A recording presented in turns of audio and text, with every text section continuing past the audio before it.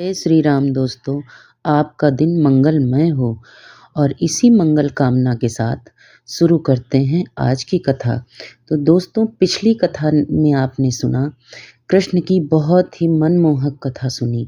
तो दोस्तों, आज की कथा आगे सुनते हैं और पिछली कथा सुनने के लिए आपका तहे दिल से धन्यवाद। दोस्तों, शुरू करते हैं आज की कथा। आइए अब सुनते हैं आज की पुण्य फल देने वाली कथा। नारायणं नमस्कृतं नरं चैव नरोत्तमं देवी सरस्वती चैव ततो जयमुदीरते। अंतर्यामी नारायण स्वरूप श्री कृष्ण नर स्वरूप सर्वश्रेष्ठ नरश्रेष्ठ अर्जुन उनकी लीला को प्रकट करते हैं। प्रकट करने वाली देवी सरस्वती तथा उस लीला को संकलित करने वाले व्यास जी को नमस्कार करके पाठ का प्रारंभ करते हैं।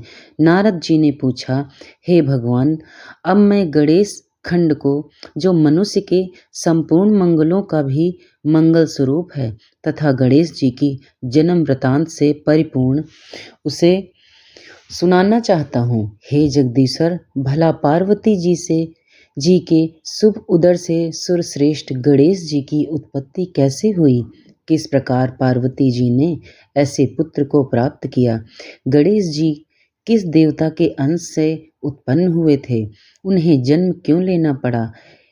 ये अनियोजित थे अथवा किसी योनि से उत्पन्न हुए थे? उनका ब्रह्मा तेज कैसा था? उनमें कितना पराक्रम था? हे प्रभु, उनकी तपस्या कैसी थी? वे कितने ज्ञानी थे तथा उनका यश कितना निर्मल था? जगदीश्वर, नारायण शंभु और ब्रह्मा जी के रहते हुए संपूर्ण विश्व में उनकी अग्र पूजा क्यों होती है? वे हाथी के मुख वाले, एक दंत तथा विशाल तोंद वाले कैसे हो गए? हे महाभाग, पुराणों में उनके रहस्यमय जन्म वृतांत का वर्णन किया गया है। आप उस परम मनोहर तथा अत्यंत विस्तृत चरित्र का पूर्ण रूप से वर्णन कीजिए, क्योंकि उसे सुनने के लिए मुझे परम कौतूहल हो रहा है। फिर श्री नारायण ने कहा, हे नारद, मैं उस पर परम अद्भुत रहस्य का वर्णन करता हूँ। ध्यान से सुनो। वह पाप संताप का हरण करने वाला है, संपूर्ण विघ्नों का विनाशक, समस्त मंगलों का दाता, सार रूप निखिल श्रुतियों के लिए मनोहर सुखप्रद, मोक्ष का बीज तथा पापों का नाश करने वाला है।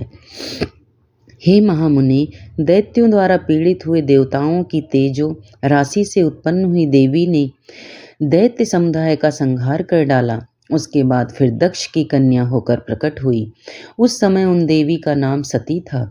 उन्होंने अपने स्वामी शिव भगवान की निंदा होने के कारण योग धारण द्वारा अपने शरीर का परित्याग कर दिया और फिर शैलराज की प्रिय पत्नी मैना से जन्म लिया। पर्वतराज ने उन पार्वती का विवाह शंकर जी के साथ कर दिया। तब महादेव जी उन्हें साथ लेकर निर्जन वन में चले गए।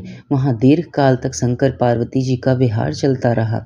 जब देवताओं ने आकर विहार से विरत होने के लिए उनसे प्रार्थना की, तब भगवान शंकर विरत हो गए। उस समय महादेव जी का शुक्र भूमि पर गिर पड़ा, जिससे स्कंद कार्तिकेय उत्पन्न हुए। तब पार्वती जी ने शंकर जी से एक श्रेष्ठ पुत्र के लिए प्रार्थना की। इस पर महादेव जी ने कहा, हे देवी पार्वती, मैं एक उपाय बताता हूँ, ध्यान से सुनो। उससे आपका परम कल्याण होगा, क्योंकि त्रिलोकी में आपसे कार्य सिद्धि होती ही है। मैं आपको जिस उपाय का वर्णन करूँगा वह संपूर्ण अभीष्ट सिद्ध का बीज रूप परम मंगलदायक तथा मन को हर्ष प्रदान करने वाला है। हे वरानने, आप आज श्री हरि की आराधना करके व्रत शुरू कीजिए। 1 वर्ष तक इसका अनुष्ठान करना होगा। इस व्रत का नाम पुण्यत है। यह महाकठोर बीज कल्पतरु के समान अभीष्ट सिद्ध करने वाला उत्कृष्ट सुखदायक पुण्यदाता, सार रूप पुत्रप्रद और समस्त संपत्तियों को देने वाला है। प्रिय जैसे नदियों में गंगा, देवताओं में श्रीहरि, वैष्णव में मैं अर्थात शिव, देवियों में तुम, वर्णों में ब्राह्मण, तीर्थों में पुष्कर, पुष्पों में पारिजात, पत्रों में तुलसी दल, पुण्य प्रदान करने वाला मैं एकादशी तिथि, वारों में पुण्य व्रत, रविवार, मासों में मार्गशीर्ष, पूजनियों में विद्या, पढ़ाने वाले गुरु, जनों में माता, आप आपत्तजनों में साध्वी पत्नी, प्रियजनों में पति, बंधुजनों में पुत्र, वृक्षों में कल्पतरु, वर्षों में भारतवर्ष, वनों में वृंदावन, स्त्रियों में शत्रुपा, पुरियों में काशी, तेजस्वी में सूर्य, दैत्यों में बलि, साधुओं में प्रहलाद, दानियों में दधीक्षी, मनुष्यों में राजा रामचंद्र और धनुर्धरियों में लक्ष्मण श्रेष्ठ हैं। तथा जैसे श्री कृष्ण सर्वाधार, समस्त जीवों द्वारा सेवनीय, सबके बीज स्वरूप, सर्वाभीष्ट प्रदाता और संपूर्ण वस्तुओं के सार रूप हैं, उसी प्रकार यह पुण्य व्रत संपूर्ण व्रतों में श्रेष्ठ है। हे महाभाग, आप इस व्रत का अनुष्ठान कीजिए, यह तीनों लोकों में दुर्लभ है। इस व्रत के पालन से ही आपको संपूर्ण वस्तुओं का सार स्वरूप रूप पुत्र प्राप्त होगा। इस व्रत के द्वारा संपूर्ण प्राणियों के मनोरथ सिद्ध करने वाले श्री कृष्ण की आराधना की जाती है, जिनके सेवन से मनुष्य अपने करोड़ों पितरों के साथ मुक्त हो जाता है। जो मनुष्य विष्णु मंत्र ग्रहण करके श्री हरि की सेवा करते हैं, वह भारतवर्ष में अपने जन्म धारण को सफल कर लेता है। वह अपने पूर्वजों का उद्धार करके निश्चय ही वैकुंठ लोक में जाता है और श्री कृष्ण का पार्षद होकर सुखपूर्वक आनंद का उपभोग करता है। हे देवी, वह भक्त भाई बांधवों तथा अपनी पत्नी का उद्धार करके श्री हरि के परम पद को प्राप्त हो जाता है। इसलिए हे गिरजे, इस परम दुर्लभ विष्णु मंत्र को ग्रहण करो और उस व्रत काल में इसी मंत्र का जाप करो, क्योंकि यह पितरों की मुक्ति का कारण है। ऐसा कहकर भगवान शंकर गिरिजा के साथ तुरंत ही गंगा तट पर गए। उन्होंने प्रसन्नतापूर्वक कवच तथा स्रोत सहित मनोहर विष्णु मंत्र पार्वती जी को बतलाया। हे देव ऋषि नारद, इसके बाद उन्होंने पार्वती जी से पूजा की विधि एवं नियमों का भी वर्णन किया।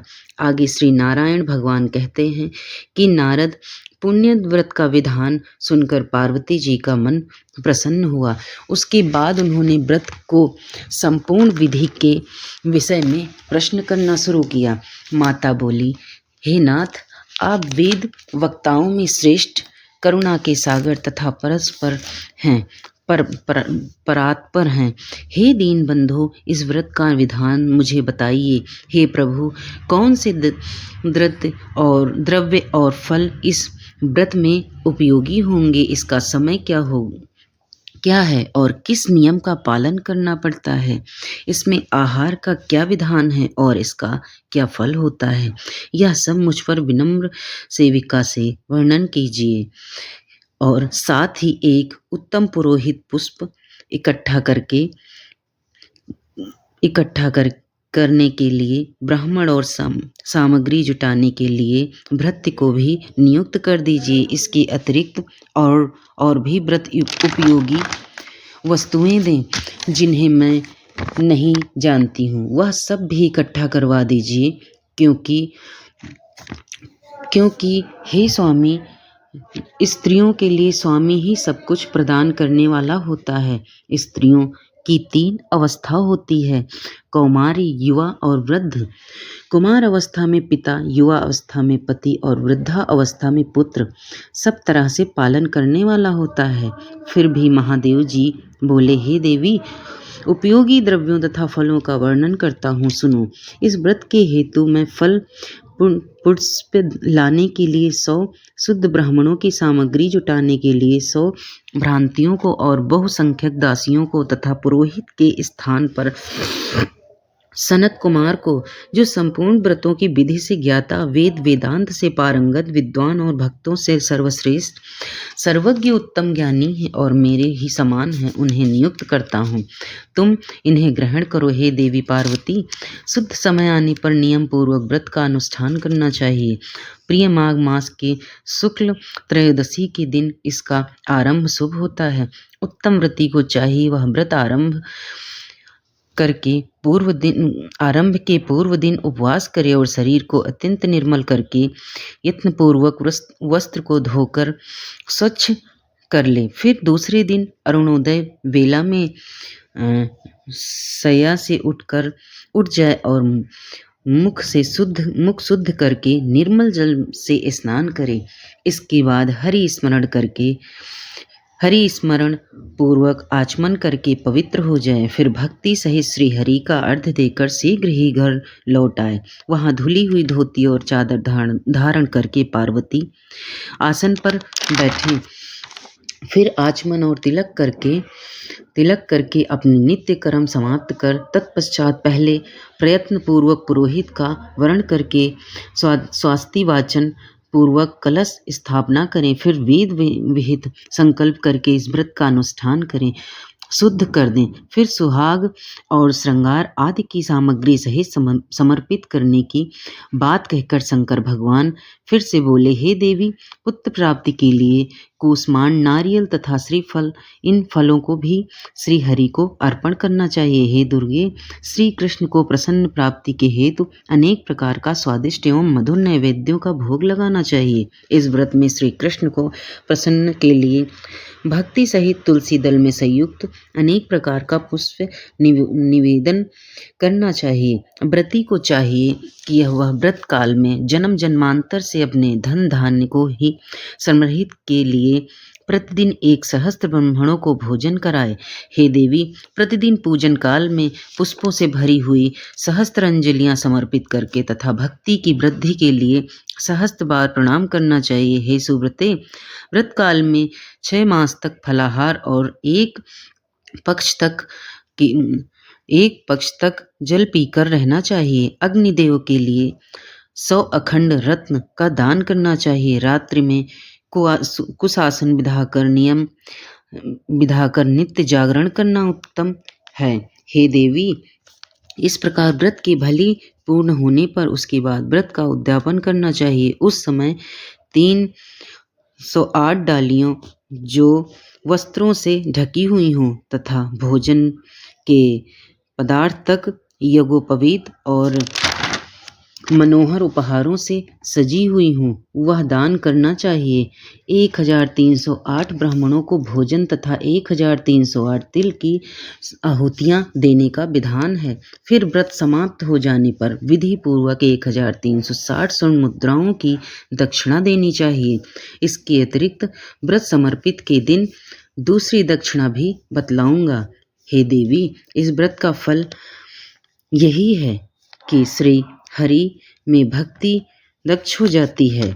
श्री हरि के सदृश तीनों भवनों में विख्यात पुत्र उत्पन्न होता है, जो सर्वगुण संपन्न होता है और अतुल ऐश्वर्य की प्राप्ति होती है। इसलिए हे देवी, इस व्रत का अनुष्ठान कीजिए। हे साध्वी, आपको पुत्र फल जरूर उत्पन्न होगा। ऐसा कहकर भगवान शिव मौन हो गए।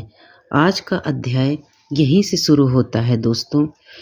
और आप भी, और अगर दोस्तों मेरे द्वारा सुनाई कृष्ण महिमा आपको पसंद आई हो तो हे दर्शकों, चैनल को लाइक, शेयर और सब्सक्राइब करो।